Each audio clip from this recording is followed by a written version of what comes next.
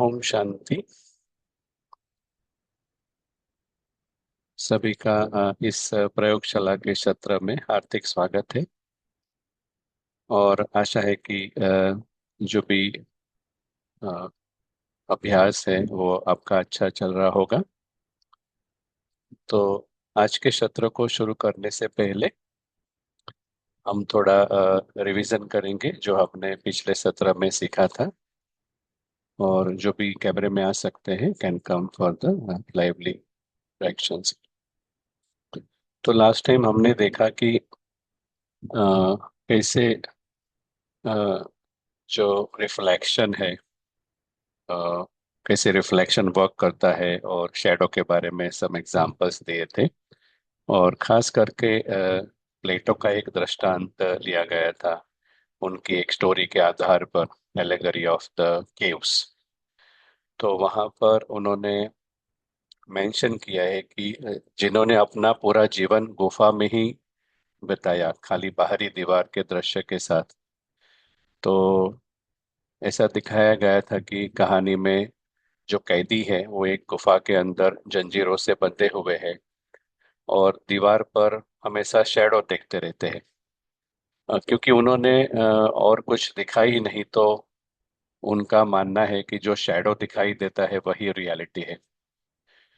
तो एक कैदी भाग जाता है और बाहरी दुनिया को देखता है, तो वो महसूस करता है कि वास्तव में वो जो शैडो था वो केवल सच्चाई का विकृत प्रतिबिंब था। तो जब वह दूसरों को बताने के लिए लौटता है तो वो उसे अस्वीकार कर देते हैं। तो यहाँ पर जो प्लेटो की कहानी थी उसमें जो गुफा है वो एक अज्ञानता का प्रतीक है। शैडो जो है वो जो भिन्न भिन्न फॉल्स आइडेंटिटीज है उसकी निशानी है। और सूर्य का प्रकाश जिसकी वजह से सारी चीजें रिफ्लेक्ट हो रही थी शैडो के फॉर्म में, तो सूर्य का प्रकाश जैसे सत्य और ज्ञान का प्रतीक है। तो इस तरह से कुछ हमने देखा।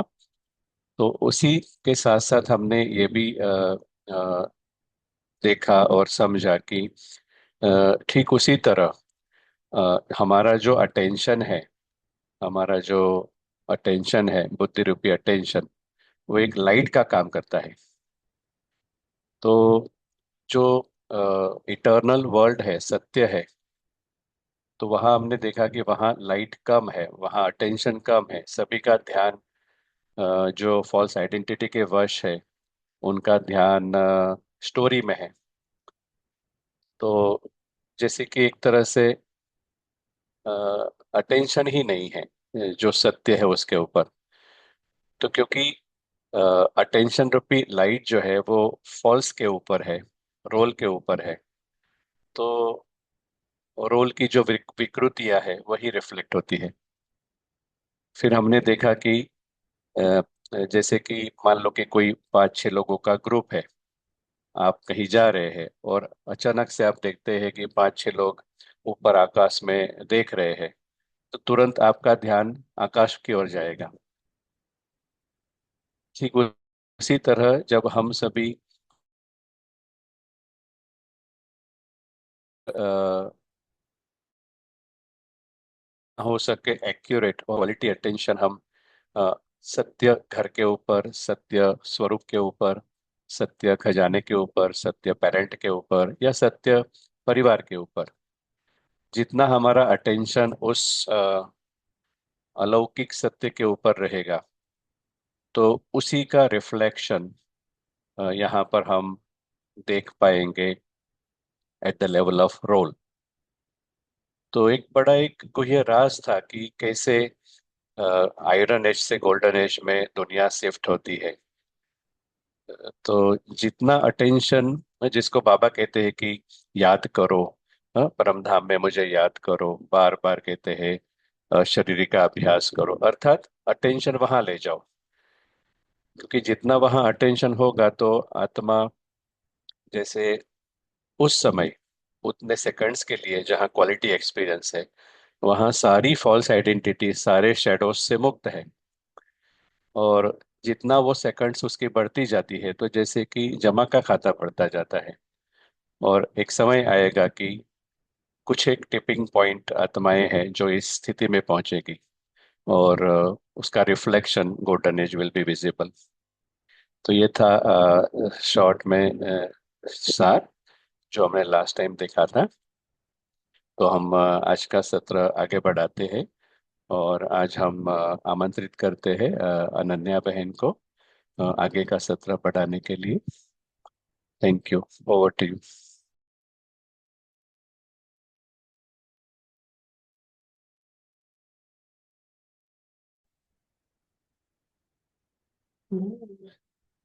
को वेलकम। स्टार्ट करते हैं थोड़ा एक्सपीरियंस के साथ। अच्छा अपॉर्चुनिटी है।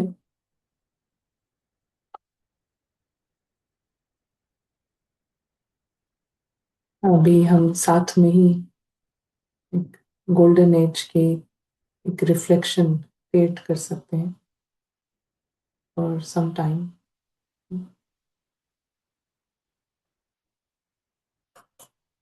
कैसे क्रिएट करते हैं ये गोल्डन एज का रिफ्लेक्शन?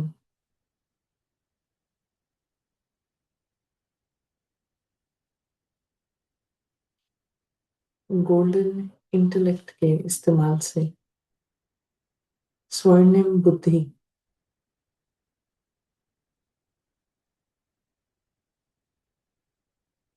स्वर्णिम बुद्धि द्वारा, सोने की बुद्धि द्वारा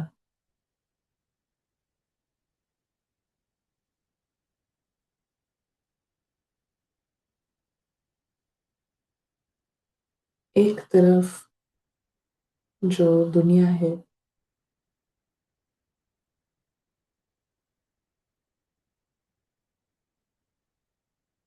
वो है सबसे कीमती।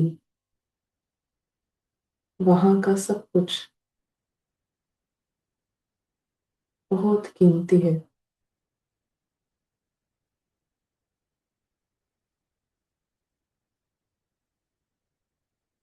असली खजानों से भरपूर। और ये खजाने अखुट खजाने हैं। कोई भी इसको लूट नहीं सकता, खत्म नहीं कर सकता।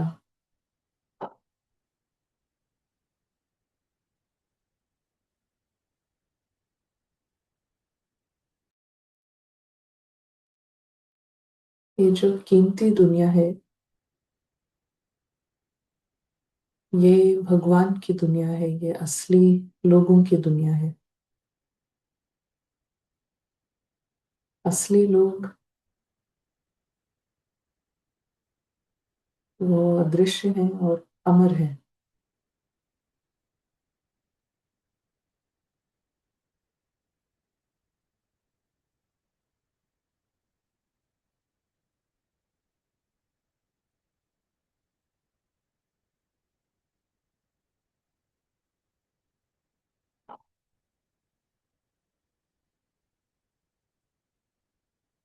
सोने की बुद्धि द्वारा दूसरे तरफ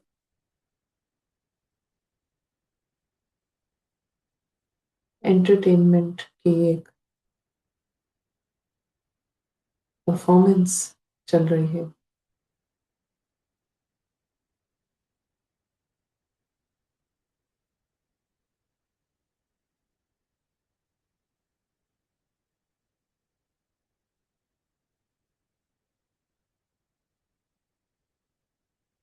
वहां पर बहुत से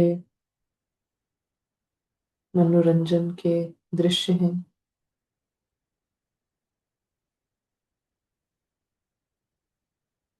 और प्रकार के आकर्षण हैं।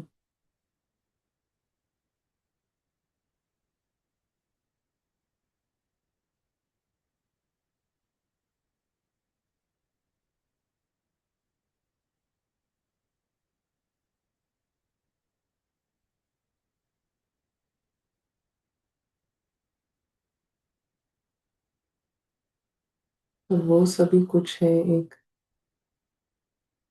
परफॉर्मेंस एक कहानी।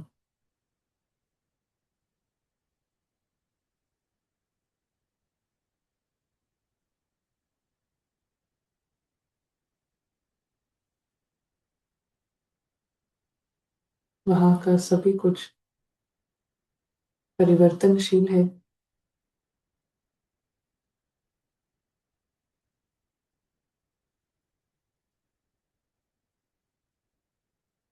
जो असली लोग हैं, द रियल पीपल,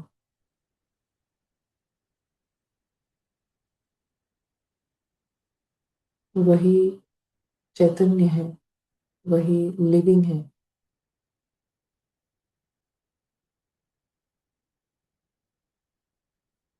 कहानी में कोई लिविंग नहीं है, चैतन्य नहीं है। वहां पर सिर्फ चित्र हैं।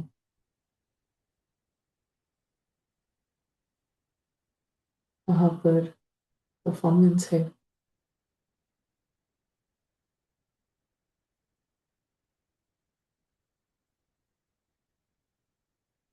और इस तरफ जो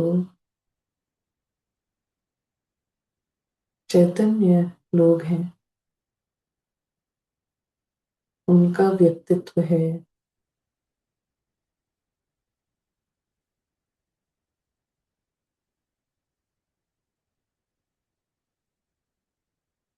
चिंता मात्रम अविद्या,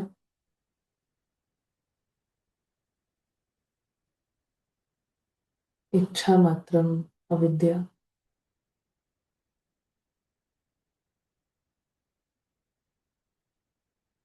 उलझन मात्रम अविद्या।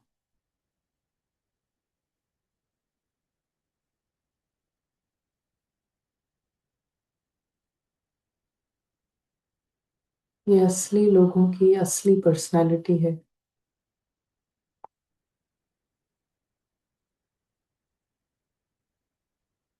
चाहे ये भगवान की दुनिया में हो, चाहे ये उस परफॉर्मेंस से गुजर रहे हो,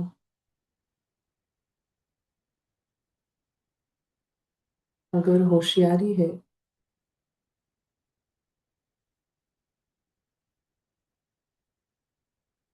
असली पर्सनालिटी को पकड़ कर रखना, असली पर्सनालिटी में कोई मिलावट ना करना,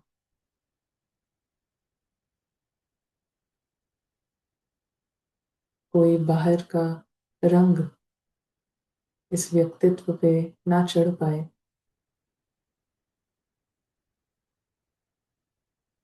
जो होशियार है वो इसकी सावधानी रखता है,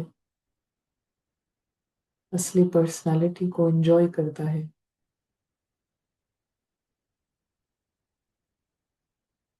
सहज रीति से।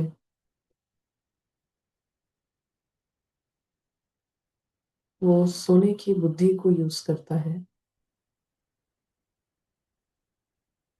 पारस बुद्धि द्वारा नाटक एक नाटक है। नाटक मेरा नाटक नहीं है, वो बस एक मनोरंजन का नाटक है।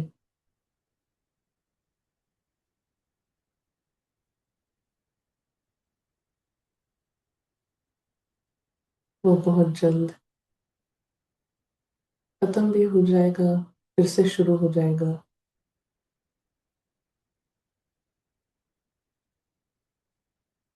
अपनी कहानी अनुसार।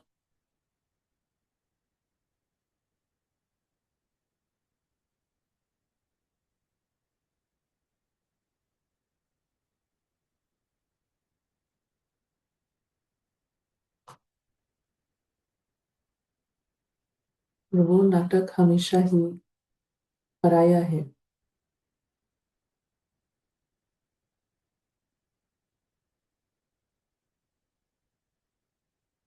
असली दुनिया, असली लोग को बिलोंग करते हैं, अखुट खजानों की दुनिया, वो संसार जहाँ पर कभी कुछ बिगड़ता नहीं है,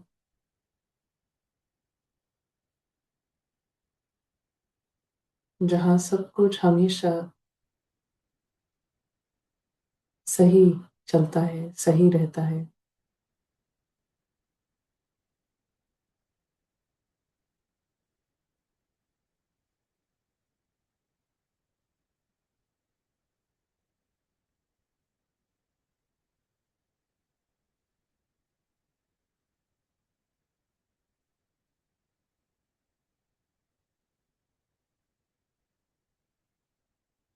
सभी का घर, सभी मुसाफिरों का घर,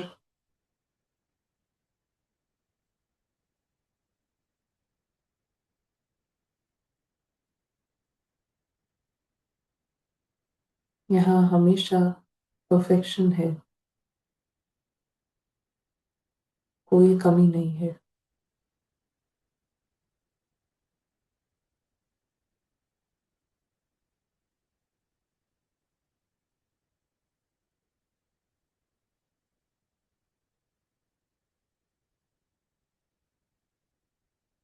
यहाँ पर है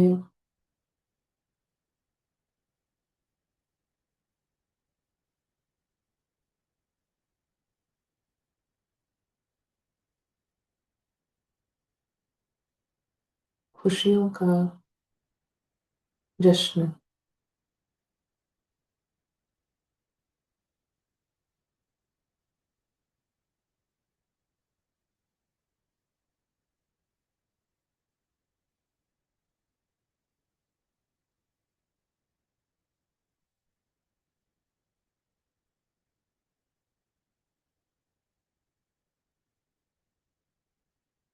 ये चैतन्य व्यक्तित्व ही खुशियों का व्यक्तित्व है।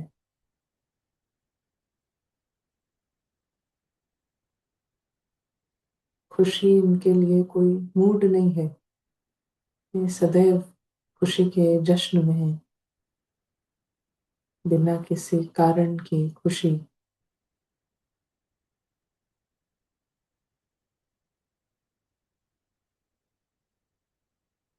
बिना किसी कारण के सुकून।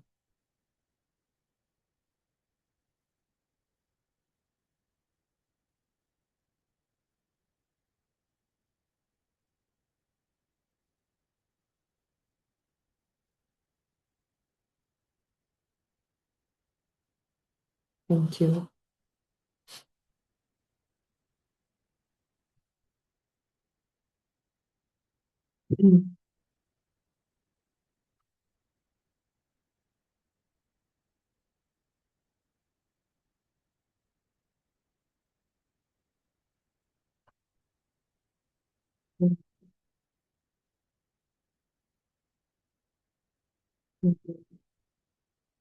दोनों दुनिया के अंतर को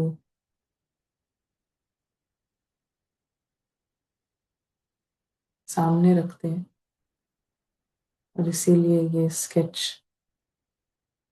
बहुत इम्पोर्टेंट है। सभी ने ये स्केच अपने पास रखा होगा, क्योंकि ये एक सिंपल रिमाइंडर है। दो बिल्कुल अलग संसार और दो बिल्कुल अलग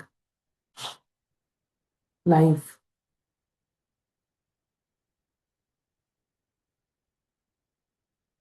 और जो रियल लाइफ है वो रियल लाइफ रियल दुनिया में है, और रियल लाइफ, रियल एक्सपीरियंसेस, असली अनुभव, वो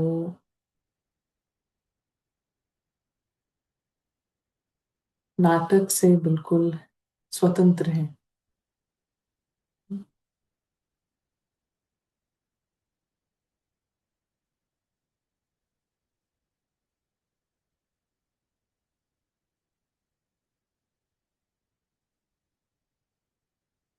किसी कहानी को या किसी अ, नाटक को देखने में जितना टाइम लगता है, किसी नाटक को यदि देखें तो उसमें कई मिनट लगेंगे, कई घंटे लगेंगे। लेकिन उस नाटक के बारे में यदि हम किसी को बताएं कि उसमें क्या था, तो कुछ मिनटों में, 1-2 मिनट में पूरी कहानी बता देते हैं। नाटक 3 घंटे का था, लेकिन 3 घंटे बताने में 3 मिनट से भी कम लग सकते हैं। क्योंकि नाटक ज्यादा समय का इसलिए होता है क्योंकि उसमें बहुत प्रकार के इफेक्ट्स होते हैं। वहां पर चित्र भी हैं, इमेजेस हैं, उसमें रंग हैं बहुत सारे, उसमें बहुत सारे इफेक्ट्स हैं, आवाजें हैं, अलग अलग सेंसेशंस हैं। तो यहाँ पर सारी जो कर्म इंद्रियां हैं उनको बिजी रखने का कुछ ना कुछ रहता है नाटक में। लेकिन जब हम ये चित्र भी हटा दें, ये आवाजें भी हटा दें, ये ठंडी गर्म, ये सभी जो सेंसेशंस हैं इसको भी हटा दें, सब कुछ हटा दें, तो कहानी कुछ शब्दों में, कुछ ही पंक्तियों में उसका एसेंस हो जाता है कि नाटक में वास्तव में क्या था।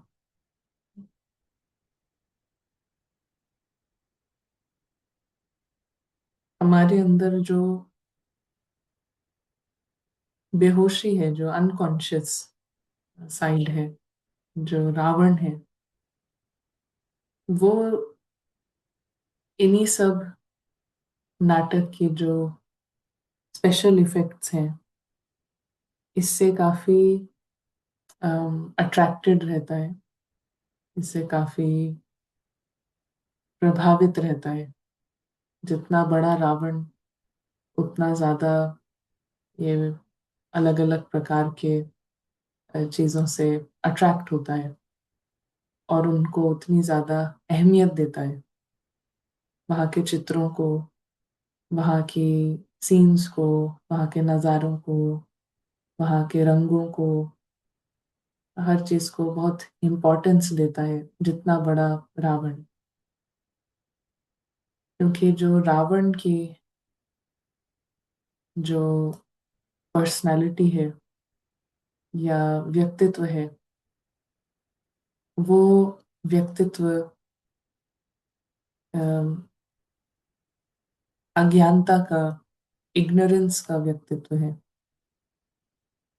जैसे कोई बच्चा होता है, यदि कोई बच्चा, उसके सामने गोल्ड का हार रखा है, तो उसको वो बहुत ज्यादा अट्रैक्टिव नहीं भी लगेगा। या गोल्ड का बस एक बिस्किट रखा है, तो उसकी तरफ उसको बहुत ज्यादा आकर्षण नहीं होगा। लेकिन उसी गोल्ड के बिस्किट के साइड में 10 रुपए का कोई खिलौना रखा है, उस खिलौने में तमाम रंग हैं, बहुत तरह की आवाजें हैं, बटन हैं, ये बटन दबाओ तो ये ऐसी आवाज आएगी, ये बटन दबाओ तो ऐसे हाथ ऊपर जाएगा।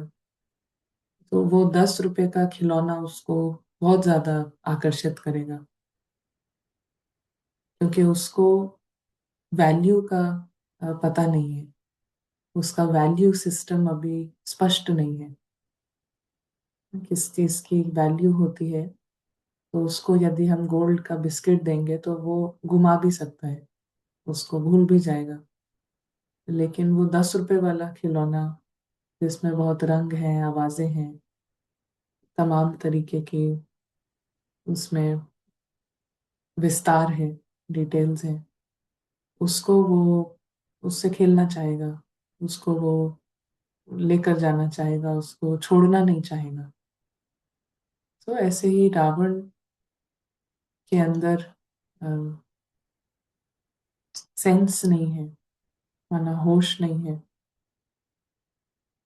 तो इसीलिए उसको ये जो पूरा बॉक्स है ये आकर्षित करता है।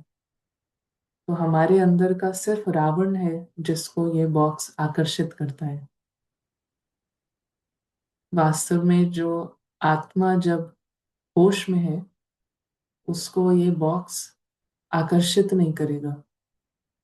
इस पूरे नाटक का ऐसा कोई भी चीज नहीं होगी जो उसको आकर्षित करेगी, उसको खींचेगी। उसमें आ जाता है, बॉक्स के बारे में यदि बात करें, नाटक की बात करें, रावण को क्या अट्रैक्टिव लगता है, और जो होश में है, अदृश्य राजकुमार जो होश में है, उसको क्या नहीं खींचेगा। तो उसको पास्ट, इवन जो जो बीत गया वो नहीं खींचेगा, रावण को खींचेगा। जो अभी हो रहा है, अभी चल रहा है, प्रेजेंट, वो खींचेगा। फ्यूचर रावण को आकर्षित करता है, फ्यूचर। लेकिन जो अदृश्य राजकुमार होश में है उसको ये तीनों ही बातें आकर्षित नहीं करेंगी, खींचेंगी नहीं। वो डिसीजन ले सकता है, वो उसके बारे में सोच सकता है, लेकिन जहां वो सोच को स्टॉप कर देगा तो वहां उसके सोच खींचेगी नहीं, प्रेजेंट को लेके, फ्यूचर को लेके। सो हमारे लिए ये जानना जरूरी है प्रोग्रेस के लिए कि क्या चीजें हैं जो रावण को पसंद है। और ऐसा जान लेते हैं तो हमको ये पता चल जाता है कि अदृश्य राजकुमार को उन चीजों से, उन सभी बातों की उसकी नजर में, जो होश में है, जो सत्य में है, उसके लिए उसकी वैल्यू जीरो है। जिन चीजों के लिए रावण को फुल इंटरेस्ट है, उन्हीं चीजों के लिए सत्य को कोई इंटरेस्ट नहीं होगा। सो इसीलिए रात और दिन एक साथ नहीं हो सकते। इसीलिए रावण और राम वो एक साथ नहीं हो सकते। रावण है तो राम कहेंगे कि उसको पहले हटाओ ना, और रावण है तो वो कहेगा कि जब तक यहाँ पर राम है तब तक मैं नहीं आ सकता। सो दोनों एनिमीज हैं। सच और झूठ दो विपरीत हैं। यहाँ पर बॉक्स में जितने भी व्यक्ति हैं, वैभव हैं, वस्तुएं हैं, वस्तु, साधन, बातें, तो ये सभी रावण के अट्रैक्शन पॉइंट्स हैं। तो इसमें सभी बातें आ जाती हैं। जितना जितना हम इस नाटक को छोटा करते हैं, जितना जितना उसकी अहमियत को इनसिग्निफिकेंट बनाते हैं, क्यों? क्योंकि वो पराया है, क्योंकि वो टेम्पररी है, परिवर्तनशील है, इसीलिए उसकी वैल्यू जीरो है। जो चीज बार बार बदलती है, आसमान में जो बादल हैं, आसमान खुद बार बार बदलता है, हर क्षण बदलता है। कभी वहां पे रोशनी है, कभी बादल है, कभी अंधेरा है, कभी सितारे हैं, तो बदलता रहता है। तो उसकी कोई वैल्यू नहीं है, कोई रोता नहीं है कि क्यों ये बदल गया, क्योंकि सभी को मालूम है कि वो तो बदलता ही है, बदलना उसका स्वभाव है। सो ऐसे ही जो बदलना जिसका स्वभाव है उसकी कोई वैल्यू नहीं है। उसको हम इंजॉय कर सकते हैं, उस सेकंड के लिए आसमान को देखकर बहुत खुश हो सकते हैं, लेकिन उसकी कोई वैल्यू नहीं है। तो लेकिन रावण उसकी वैल्यू बनाता है, जो बदलती हुई बातें हैं उसकी वैल्यू सिर्फ रावण बनाता है। तो जितना हम उसको छोटा करेंगे, वैल्यू को जीरो करेंगे, उतना हम झूठ से दूर होते जाते हैं और सत्य के करीब आते जाते हैं। या हम ऐसे कहें, हमारे अंदर सत्य जो है वो बढ़ता जाता है, हमारे अंदर झूठ कम होता जाता है। और जितना हम इन सभी बातों की वैल्यू बढ़ाते हैं अपने अंदर, उतना हमारे अंदर सत्य दबता जाता है, छिपता जाता है, और झूठ बड़ा होता जाता है। सो हम सभी के पास ये ऑप्शन है कि हमें झूठ के नजदीक रहना है, झूठ को बढ़ाना है, या सत्य का जीवन जीना है, सत्य को बढ़ाना है। ये हर सेकंड हमसे पूछता है। हर सेकंड टाइम जो है, नेचर, प्रकृति हमसे यही पूछती है, are you close to truth और are you close to falsehood? आप झूठ को चुनते हैं या सच को चुनते हैं? सच को अपने अंदर बढ़ाना चाहते हैं या झूठ को? तो ये चॉइस इस पूरे स्थूल दुनिया में हर कोई मुसाफिर के पास ये हर सेकंड चॉइस है। और कौन किस चॉइस को, किस ऑप्शन को चूज कर रहा है, वो उनके इनर लाइफ से और आउटर से भी पता चल जाता है, but more so inner life, उनके इनर एक्सपीरियंसेस। जितना जितना सत्य को वैल्यू करते हैं अपने अंदर, तो अंदर में बहुत ही खामोशी से, साइलेंस में प्यारी फीलिंग्स बढ़ती हैं। अ, भोलापन बढ़ता है। अंदर से फील करना कि हम बहुत ही ब्लेस्ड हैं, बहुत लकी हैं।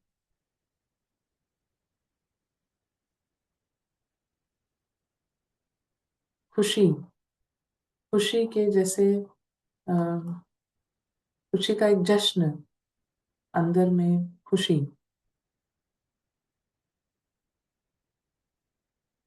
अंदर में ऐसे फीलिंग बढ़ना, एक अनुभव बढ़ना कि जैसे हमारी एक लॉटरी लग गई है, बहुत बड़ी लॉटरी, वास्तव में लॉटरी लगी है।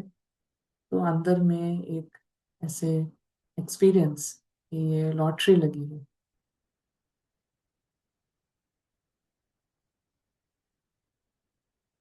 और निडर,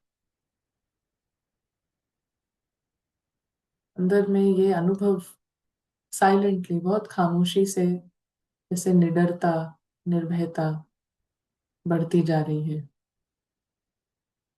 अंदर से बेफिक्री बढ़ती जा रही है।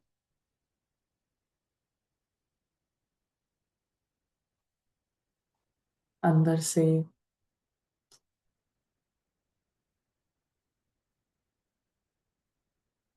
हल्कापन,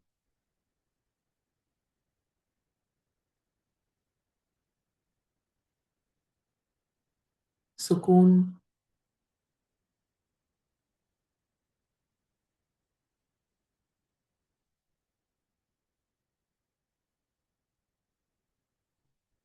और जितना हम ये रावण के अट्रैक्शंस, जितना इनको इम्पोर्टेंस देते हैं, व्यक्ति, वैभव, साधन, बातें, बीता हुआ, अभी क्या हो रहा है, कल क्या होगा, जितना इसको वैल्यू देते हैं, अंदर से सोचते जाते हैं, सोचना रोक नहीं पाते हैं। तो रावण जैसे बड़ा हो रहा है हर सेकंड, ना, मिनट मोटर, सेकंड मोटर बड़ा होता जा रहा है। और वो बड़ा होता है तो अंदर से अपने को लायक अनुभव नहीं करना, नालायक। अंदर में एक खतरा बढ़ता जाएगा, भोलापन नहीं, लेकिन भोलापन के ऑपोजिट, एक खतरे का भाव, दुख बढ़ता जाएगा, डर बढ़ता जाता है, फिक्रें बढ़ती जाती हैं। सो कौन सा ऑप्शन चूज करना है, सेकंड टू सेकंड, बहुत हम आगे की प्लानिंग नहीं, अभी इस सेकंड पे क्या चूज किया। अगर इस सेकंड हम ये सोच रहे हैं कि आगे वाले पूरे दिन क्या करेंगे, तो अगेन ये सेकंड का ऑप्शन हमने छोड़ दिया। तो ये second, what am I choosing, ये डिब्बे को बड़ा करना या इस डिब्बे को छोटा करना, क्या चूज कर रहे हैं।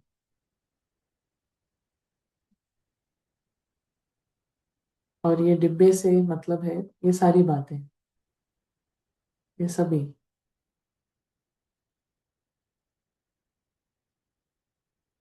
तो इस पर अभी कोई कमेंट्स हैं?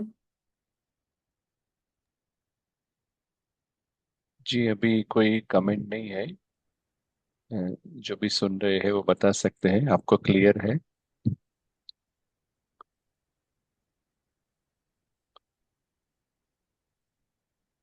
आई थिंक नॉट कमेंट, बता रहे हैं क्लियर।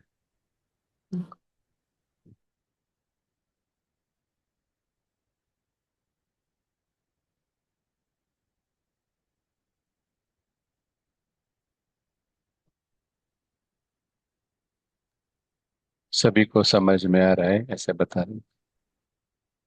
जी।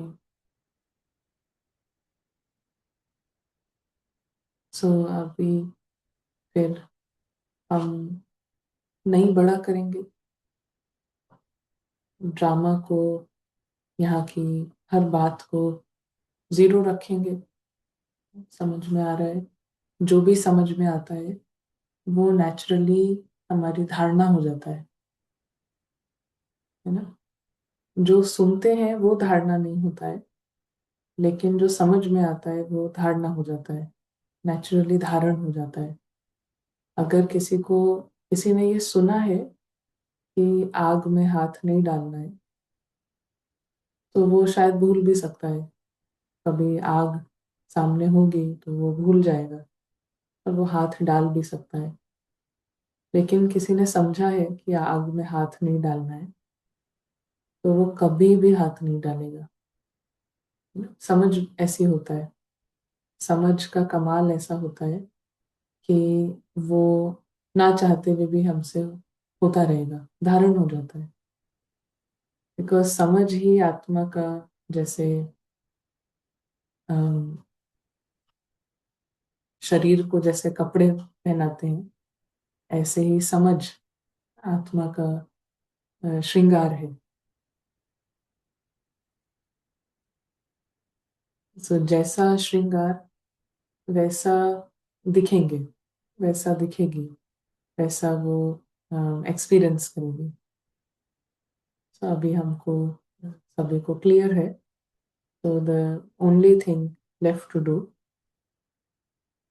कि अब ड्रामा को एवरी सेकंड देखना है कि उसकी वैल्यू जीरो है।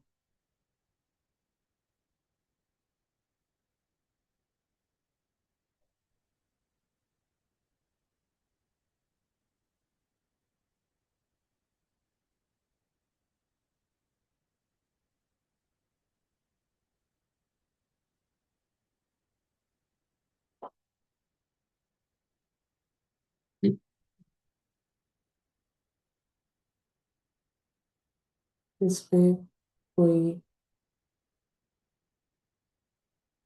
प्रश्न है, कमेंट्स हैं, तो यहाँ पर ऐड कर सकते हैं अभी तक जो सुना।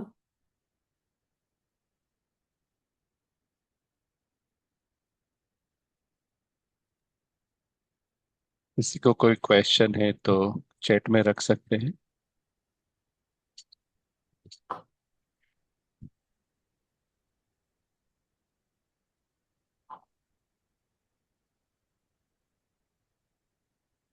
अभी कोई क्वेश्चन नहीं है। जी। तो यहाँ पर हम देखते हैं कि जितना हम जीरो करते हैं अ, इस पूरे परफॉर्मेंस को, तो हमारे अंदर कुछ ऐसा होता है, जैसे रावण ने पूरे टाइम इसको वैल्यू दी हुई है, तो अंदर से रावण यदि इसको वैल्यू देता है तो अंदर से बहुत प्रकार के हद के मैं काम करते हैं।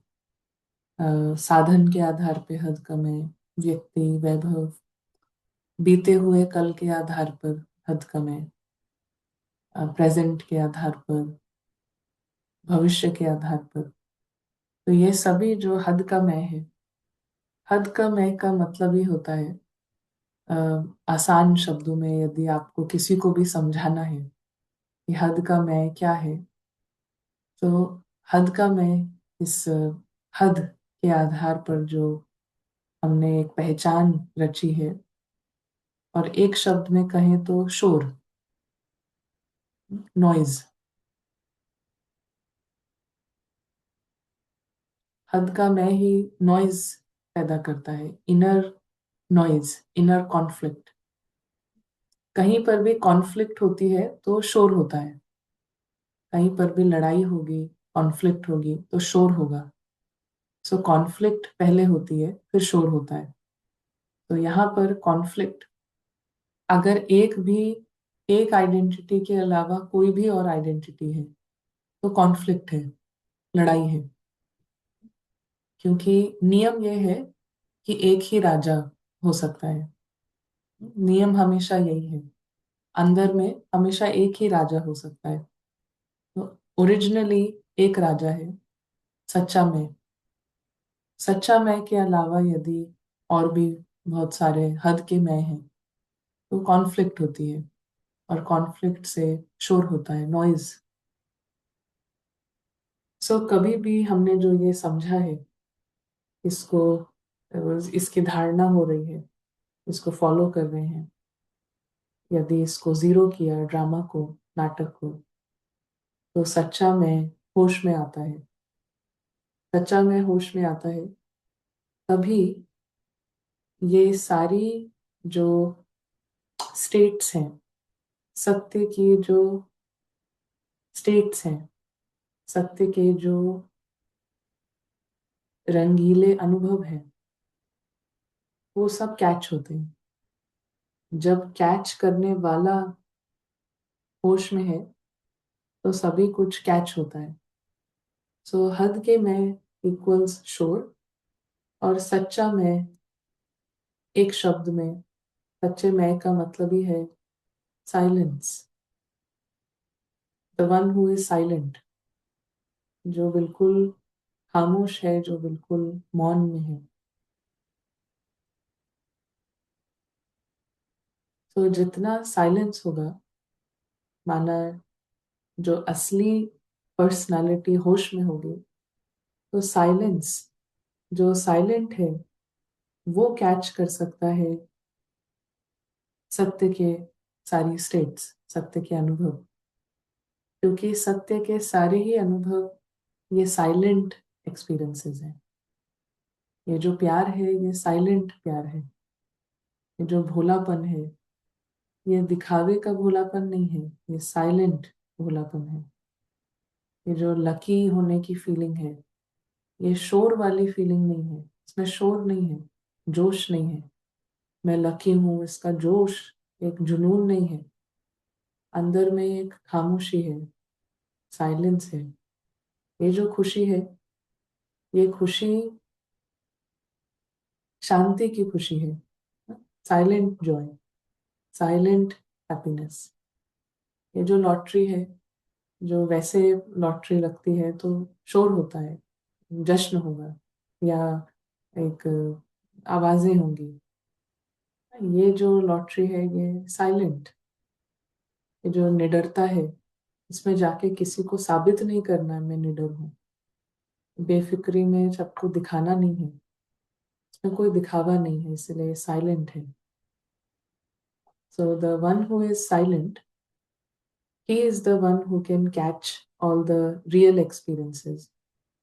जो सच्चा मैं है सिर्फ वही ये अनुभव कर सकता है। ये जो शोर वाली जो ये जो आइडेंटिटीज हैं हद की, ये कभी भी एक्सपीरियंस नहीं कर सकती निडरता। ये कभी भी अनुभव नहीं कर सकते। जो भी सत्य है, झूठ कभी सत्य अनुभव नहीं कर सकता। सिर्फ सत्य ही सत्य को एक्सपीरियंस कर सकता है। झूठ सत्य को अनुभव नहीं कर सकता। तो जब तक झूठ है तब तक झूठ वाले एक्सपीरियंसेस रहेंगे। तो जैसे कहा, झूठ है तो शोर है, नॉइज है। और जहाँ पर शोर है तो वहां पर डर होगा, वहां पे बहुत सारे संकल्प होंगे, वहां कॉन्फ्लिक्ट होगी, अंदर में एक लड़ाई का अनुभव होगा, अंदर में एक डिवीजन का अनुभव होगा। कंफ्यूजन, डिवीजन है अंदर में। बहुत सारे लोग बोल रहे हैं, तो जब बहुत सारी आवाजें हैं तो डिवीजन है, यूनिटी नहीं है, अंतर है। तो एक अंतर होगा। तो 1 मिनट के लिए यदि जो सच्चा मैं होश में आता है, वो 1 मिनट के लिए ये सारी स्टेट्स एक्सपीरियंस करेगा। और फिर जब वो ड्रिफ्ट हो जाता है दोबारा से, कोई झूठा या हद का मैं वो होश में आ जाता है, वो ओवर पावर करता है, तो फिर जो दूसरे फीलिंग्स हैं, रावण के फीलिंग्स, कंफ्यूजन फिर से स्टार्ट होगा, एक उलझन स्टार्ट होगी, एक डिस्कम्फर्ट, एक हर लेवल पर एक उलझन जैसे बनी रहना ना, कंप्लीट शांति नहीं होगी, कुछ ना कुछ शोर। तो साइलेंस की पावर से हम कैच कर सकते हैं जो असली है। जो असली है वही असलियत को कैच करता है। और कैच करना माना उसको नेचुरल बनाना। कैच कर लिया, फिर उसी को पकड़ के रखना, है ना। कैच को ड्रॉप नहीं करते हैं, कैच को पकड़ लिया। सो यहाँ पर जो असली है, उसने असली दुनिया से एक हल्की सी एक, उसको हमेशा ही एक डोर से वो अ, जुड़ा हुआ है, एक तार से जुड़ा हुआ है। वो तार ही है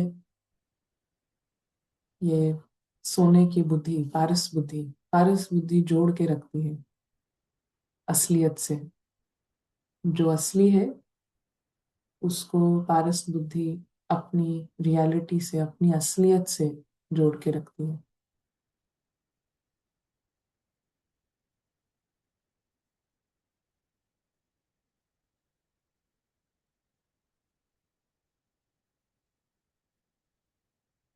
यहाँ पर किसी को कुछ ऐड करना है? या अभी काफी क्वेश्चंस हैं, अभी लग सकते हैं। जी जी। तो पहले ये पूछ रहे हैं कि अगर ड्रामा की वैल्यू जीरो है तो फिर ड्रामा कल्याणकारी कैसे है।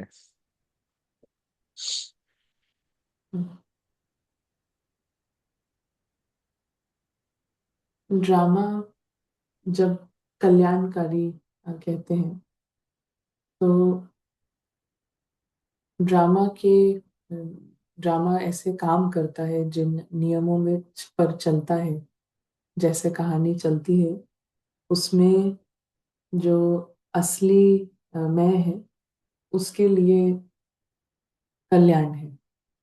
क्योंकि ड्रामा में किसी भी मुसाफिर ने कोई भी बंधन बनाया है, तो ये ड्रामा का प्रॉमिस है कि वो सारे बंधन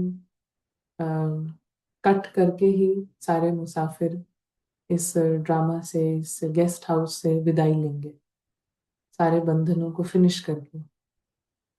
क्योंकि जो बिगर पिक्चर है कि जो जैसा आया है वो वैसा ही वापस जाएगा।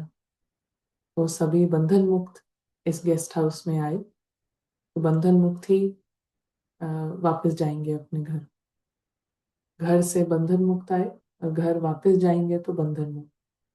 इस बीच में यदि बंधन बनाते हैं तो ड्रामा का ये प्रॉमिस है कि वो सभी बंधनों को तोड़ने में, खत्म करने में हर सेकंड मदद करेगा। इसीलिए ड्रामा कल्याणकारी है, क्योंकि ड्रामा अदृश्य मुसाफिर के कल्याण के लिए काम करता है, और सभी अदृश्य मुसाफिरों के लिए वो काम करता है कल्याण के लिए। कल्याण का मतलब है बंधन, कल्याण का मतलब है निर्मोही, नो अटैचमेंट्स। अकल्याण है अटैचमेंट। जितना ज्यादा मोह उतना ज्यादा अकल्याण। जितना मोह नहीं है उतना कल्याण है। और ऐसा जो कल्याणकारी होगा वो सभी के लिए कल्याणकारी साबित होगा। जो डिटैच्ड है, न्यारा है, वो सबके लिए बहुत यूजफुल है।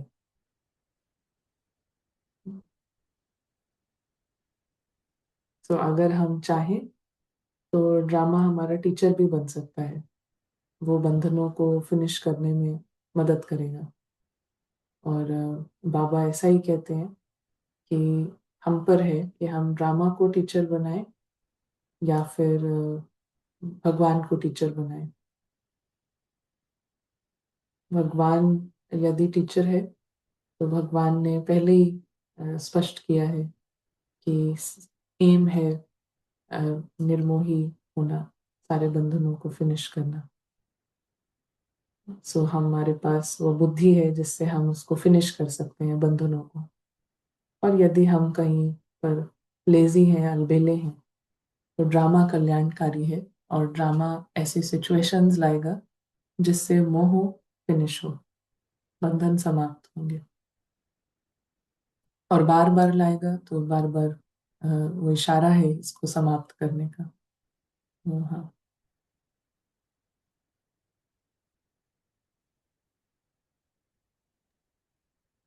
जी, क्लियर है।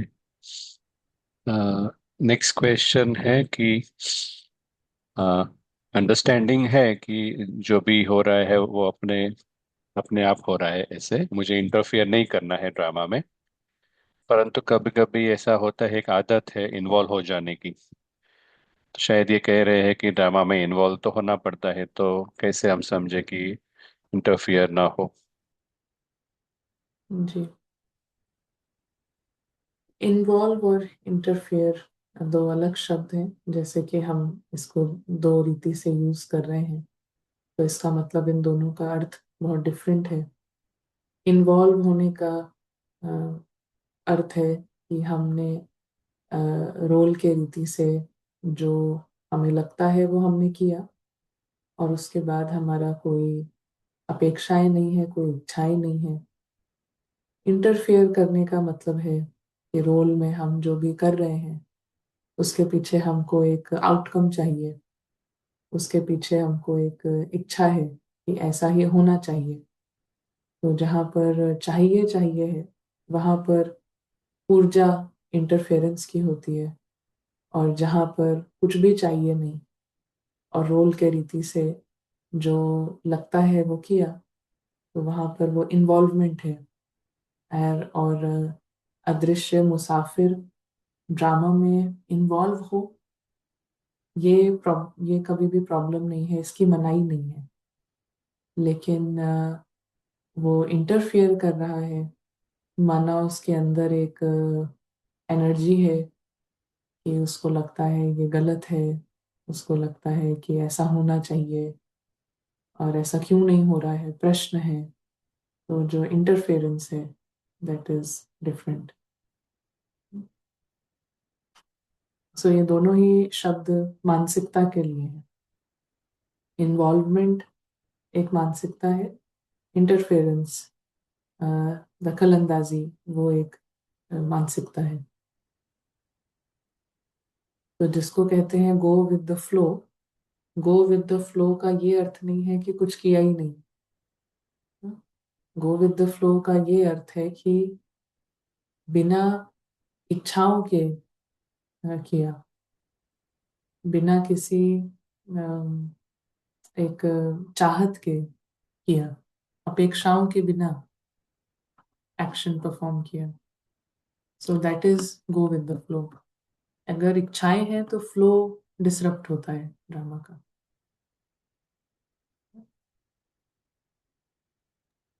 जी, वेरी क्लियर, थैंक यू। ये पूछ रहे हैं कि ड्रामा में कभी कभी ऐसी सीन होती है जो गलत लगती है, तो उस गलत सीन को भी जीरो देखना है।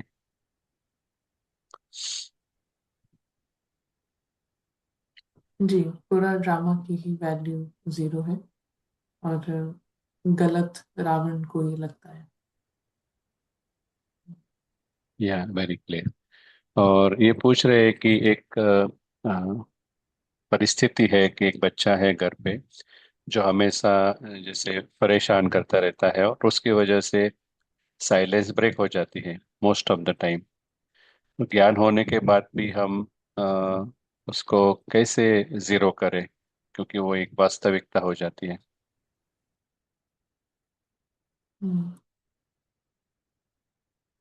कोई भी हमारे सामने कोई भी सीन है, किसी अलग अलग सीन्स के लिए अलग अलग चीज नहीं करनी है, सेम ही है। कैसा भी चैलेंज हो, कहीं से भी कोई चैलेंज है, सो हमारा काम यही है कि जो अदृश्य मुसाफिर है वो समझे कि ये दुनिया, ये कहानी पराई है, और पराई समझने से उसके ओरिजिनल संस्कार कैच होंगे, और पराई ना समझने से रावण के हैबिट्स यूज में आते हैं। इसीलिए पूरे दिन में एक बीच बीच में प्रैक्टिसेस, अपने अंदर में जागृति का, होश का एक माहौल बना कर रखना, यही हर एक पुरुषार्थी, हर एक ब्राह्मण का काम है। ब्राह्मण और जो ब्राह्मण नहीं है उनमें यही अंतर है कि एक कॉन्शियसली इन्वायरमेंट क्रिएट कर रहे हैं अपने अंदर, अपने को होश में रखने का। और यदि हम अपने अंदर अपने को धोखे में रखने का इन्वायरमेंट रखते हैं, तो धोखे में रखने का इन्वायरमेंट कैसा होता है अपने अंदर? जो ज्यादा क्वेश्चन कर रहा है, जो बात बात में उसको गलत सही, ये ठीक नहीं, ये ऐसे, तो ये अपने को हम और धोखे में रखते हैं। और फिर सिचुएशंस और ज्यादा, हमारी जर्नी और ज्यादा डिफिकल्ट होती जाती है, क्योंकि ड्रामा या कुदरत कह रही है कि ये आपकी दुनिया नहीं है। आप यहाँ पर जज नहीं बनो, आप यहाँ पर कंट्रोल मत करो, आप यहाँ पर सिर्फ अपने को देखो कि आप मेहमान हो के रह रहे हो या नहीं। आपने सिर्फ एक ही काम है सबके पास, अपने को अ, हमें अपनी ही स्थिति के लिए हम जवाबदेह हैं। हम अपने ही अंदर की मानसिकता के लिए जवाबदेह हैं कि क्या हम पिछले 1 घंटे में मेहमान की तरह रहे, क्या हम पिछले 1 घंटे में एक मुसाफिर की तरह रहे। और इसका आंसर जब तक नो नो रहेगा, तब तक ड्रामा जो है डिफिकल्ट से डिफिकल्ट सिचुएशन, चैलेंज से चैलेंज, बंधन से बंधन लाता रहेगा, अलग अलग रीति से। और वो ऐसी सिचुएशंस होंगी जिसमें हमको प्रैक्टिस करने का भी टाइम नहीं होगा, क्योंकि उलझन बढ़ती जाएगी।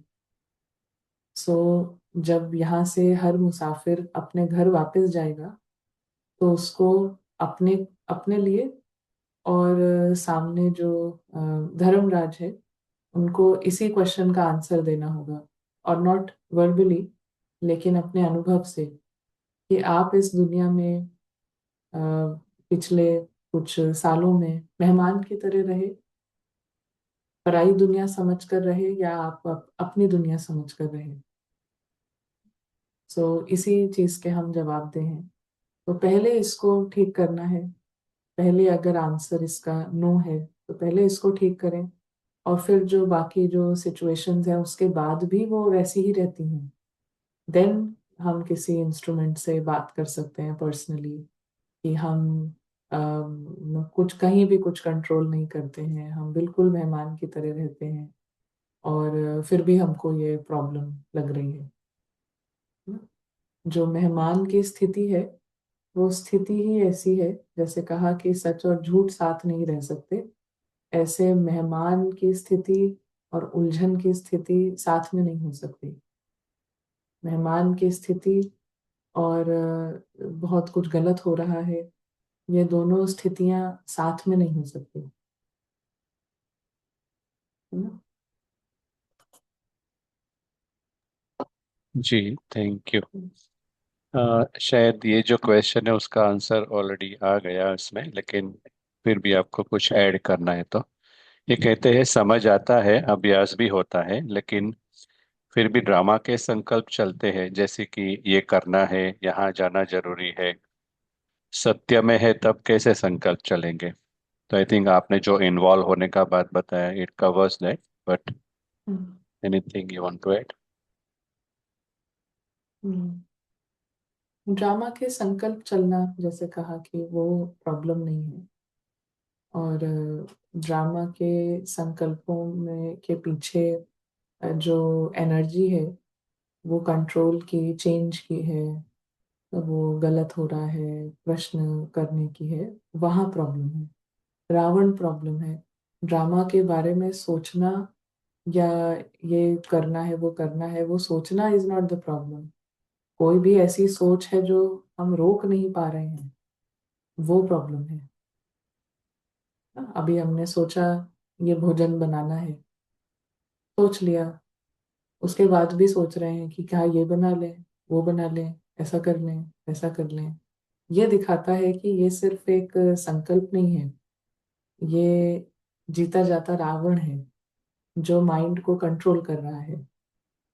तो कहीं पर जाना है, ये करना है, तो संकल्प किया, वो किया, कर्म किया और बंद, और देर इज नो थॉट्स।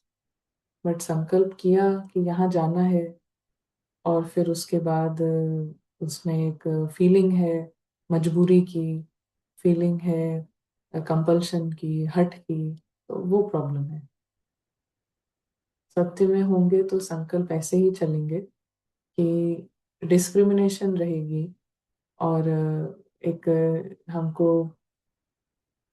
एक डिफरेंस रहे, पता रहेगा कि अगर हम कोई भी चीज मजबूरी से कर रहे हैं तो उसमें ना बोलने की, ना करने की ताकत रहेगी, पावर रहेगी, बेफिक्री रहेगी। तो ये सभी जो हमने देखा कि घर के जो फीलिंग्स हैं वो कैसी हैं, ये संकल्प नहीं है। लॉटरी लग गई है, ये कोई संकल्प नहीं है, ये फीलिंग है। तो ये फीलिंग्स होंगी। संकल्प है वहां जाना है, लेकिन उसके पीछे फीलिंग है हल्केपन की, सुकून की। तो ये है अदृश्य मुसाफिर होश में।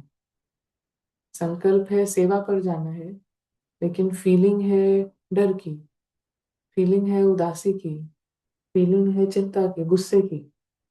तो ये रावण है ना। मैं निडर हूं संकल्प नहीं होता है। जब अदृश्य मुसाफिर होश में है तो वो निडर है, ये फीलिंग होती है, एक्सपीरियंस होता है। तो दोबारा इसको सुनेंगे, दोबारा रिवाइज करेंगे और क्लियर होगा, और दोबारा सुनते सुनते नोट्स बनाते जाएंगे, उस नोट्स को रिवाइज करते जाएंगे, बार बार देखेंगे तो और स्पष्ट होगा। जी।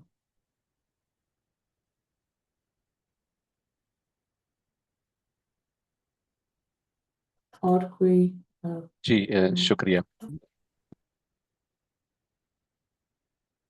अभी क्या कर सकते, लेना है एक तो क्वेश्चन, और हम हाँ। रिकॉर्डिंग करके भेजें? हाँ, हम ले सकते हैं, और कोई ले प्रश्न ले सकते हैं, सकते ओके। हाँ हाँ, हैं। जी। ओके। तो ये पूछ रहे हैं कि पास्ट के जो अच्छे बुरे अनुभव है वो हमें सत्य में रहने नहीं देते, तो उसके लिए क्या करें? हाँ, कोई भी जो हमें सत्य से दूर रख रहा है, कोई भी चीज, तो उसको हमें समझना है कि ये रावण कर रहा है, और बस ये समझ कि ये रावण की है, तो उसको कम करने का प्रयास वहां से शुरू हो जाएगा। तो जिस भी चीज को हम जानते हैं कि ये, अब हम कहें कि किसी को मीठा खाने का शौक है और उसको दिल की बीमारी है, अब वो कहे कि मीठा तो मुझे खाना है, अब मैं क्या करूं? तो आंसर तो यही है कि मीठा नहीं खा सकते आप। मीठा खाएंगे तो नुकसान होगा। सो कहीं से उसको शुरुआत करनी पड़ेगी। उसको बहुत मीठा पसंद है, फिर भी उसको परहेज करना पड़ेगा, फिर भी उसको मीठा कम खाना पड़ेगा। वो जिंदगी भर प्रश्न पूछ सकता है कि क्या करें, है ना, मीठा पसंद है लेकिन कैसे, क्या करें? तो उसका आंसर हमेशा यही होगा कि कहीं से शुरुआत करनी पड़ेगी, और मीठा नहीं खाएं, कुछ और खाएं, ऑल्टरनेटिव्स देखने पड़ेंगे। तो ऐसा ही है, जो भी चीज़ हमें सत्य में आने से ब्लॉक कर रही है, तो सोल्यूशन यही है कि उसको छोड़ना पड़ेगा। उसको जान कर कि ये नुकसानदेह है, कम करना होगा। और कम, थोड़ा थोड़ा कम करते जाएंगे तो हम फायदा देखते जाएंगे। जब ये साइलेंस की स्थिति से जो हम कैच करने लगेंगे, तो छोड़ना और भी आसान होगा। पहले थोड़ा सा छोड़ना है, और फिर जब पकड़ में आने लगता है सत्य, तो छोड़ना और भी आसान हो जाता है। या। जी, थैंक यू। ये पूछ रहे हैं, पारस बुद्धि जो अदृश्य बुद्धि है, वो हमें कनेक्ट करती है सोल वर्ल्ड से, उसको थोड़ा और समझाइए आप। पारस बुद्धि एनेबल करती है दोनों दुनिया को देखना। पत्थर बुद्धि देख नहीं सकती दूसरी दुनिया।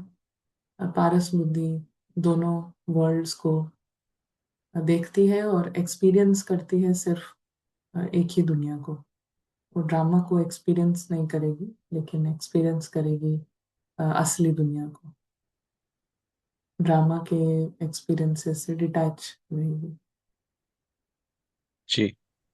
और ये पूछ रहे हैं कि हम साइलेंस को कैसे अचीव करें, क्योंकि अभी तो सारा नॉइज ही लग रहा है। तो क्या हम ऐसे समझे कि हम नॉइज से शिफ्ट होकर साक्षी स्थिति में रहे? जी, वैसे कहा कि नॉइज जो है वो हद की पहचानों का है। तो हद की पहचानों को कम करने से नॉइज कम होगा। ड्रामा की वैल्यू जीरो करने से नॉइज कम होगा।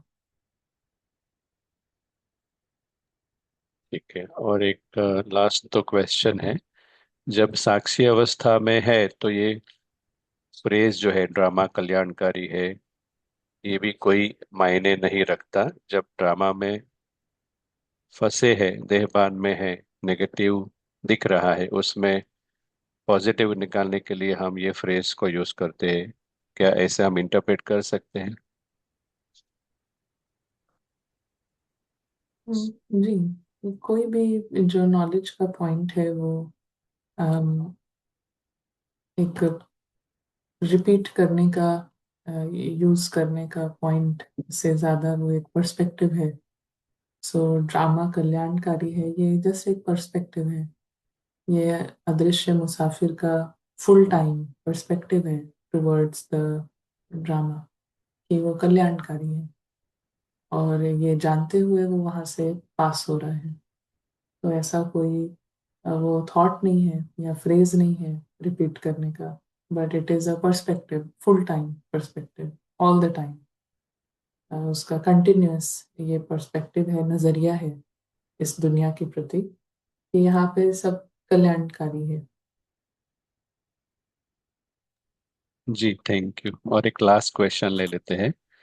एक हम्म। आत्मा जो कि हर टाइम खाने में पिज्ज़ा पास्ता मांगती रहती है ना, तो ना दो तो नाराज हो जाती है।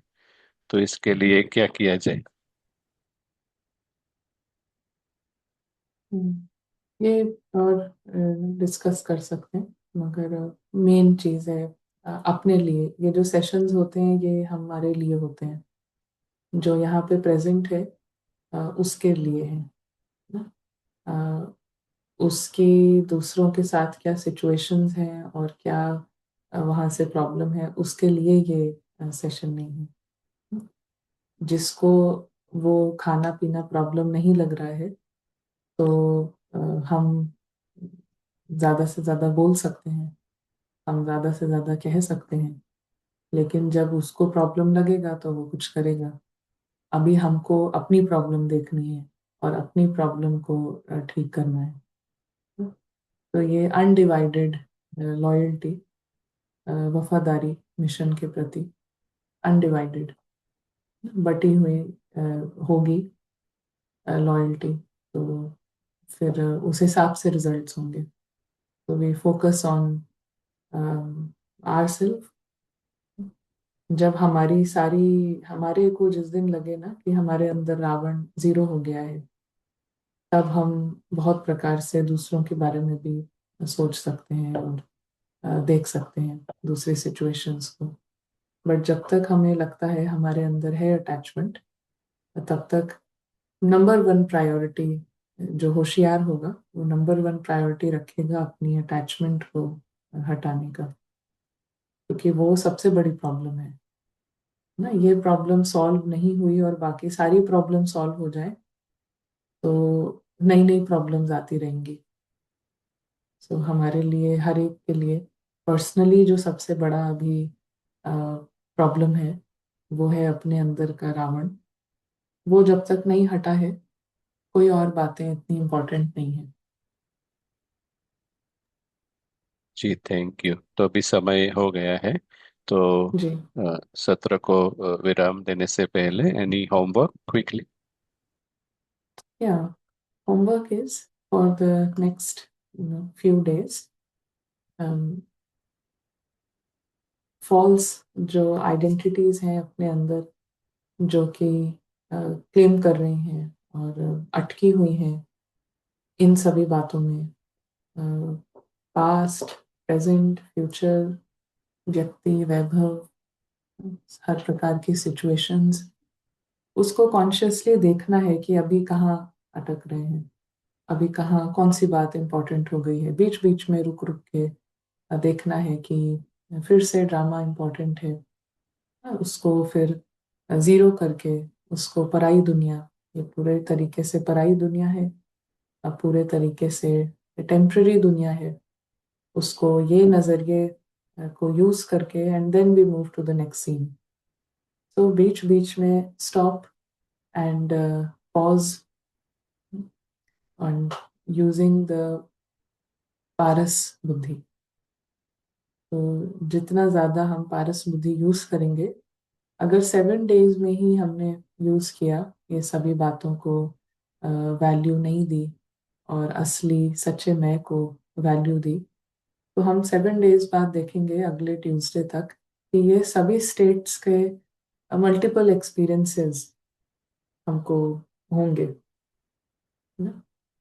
और ये एक्सपीरियंसेस हमें ट्रुथ की तरफ बढ़ाए रखेंगे, और हमारे अंदर जैसे जैसे होश बढ़ता जाएगा, ट्रुथ बढ़ता जाएगा, तो उतना हमें बहुत बहुत आनंद अनुभव होगा यहाँ डिफरेंट सीन्स से पास होने में। हमारी स्टेट खुशी की, आनंद की रहेगी। तो इसलिए हमें सबसे मेन प्रायोरिटी बना लेनी है कि दुख से या पेन से नहीं, लेकिन हमें पारस बुद्धि के इस्तेमाल से अपने को फ्री रखना है, इंडिपेंडेंट, स्वतंत्र रखना है इस बॉक्स से। तो उस बॉक्स में आता है व्यक्ति, वैभव, पास्ट, प्रेजेंट, फ्यूचर और सभी प्रकार की बातें, उससे इंडिपेंडेंट। तो थैंक यू। जी थैंक यू अनन्या बेन। बहुत ही एक वंडरफुल लर्निंग्स थी आज।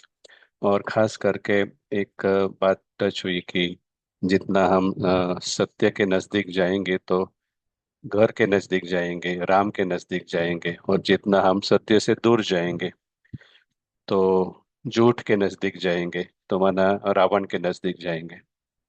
तो हम सब ये जरूर अभ्यास करेंगे। तो फिर से मिलेंगे अगले मंगलवार को इसी समय पर। Thank you so much. ओम शांति।